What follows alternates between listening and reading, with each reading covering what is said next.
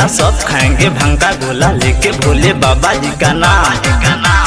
पहला ही सावन में बाबा के शरण में छोड़ जाएंगे अपना सारा काम। दूर हटाओ काजू केला सब खाएंगे भांग का गोला लेके भोले बाबा जी का नाम। पहला ही सावन में बाबा के शरण में छोड़ जाएंगे अपना सारा काम। कि